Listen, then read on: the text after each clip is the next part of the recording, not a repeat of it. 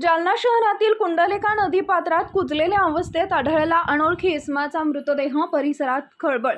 अंदाजे 50 ते 55 वर्ष वय, मृत्यू 4 ते 5 दिवसांपूर्वी बुडून झाल्याची शक्यता। कदीम जालना पोलिसांकडून ओळख पटवण्याचे प्रयत्न सुरू। जालना शहरातून एक धक्कादायक आणि खळबळजनक बातमी समोर येते।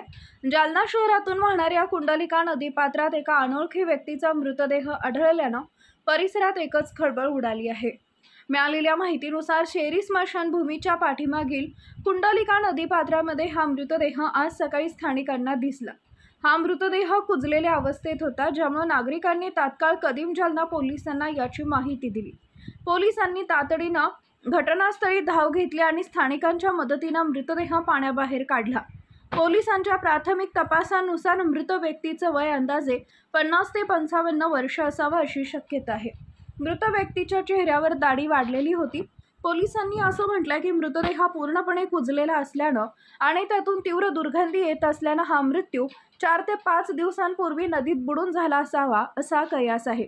पोलिसांनी घटनास्थळाचा पंचनामा केला असून मृतदेह शवविच्छेदनासाठी शासकीय सामान्य रुग्णालयात पाठवण्यात आलाय। सध्या कदीम जालना पोलीस मृत व्यक्तीची ओळख पटवण्यासाठी युद्धपातळीवर प्रयत्न करत आहेत। या मृतदेहामुळे परिसरातील नागरिकांमध्ये भीतीचं वातावरण आहे। या प्रकरणातील पुढील तपास सुरू आहे।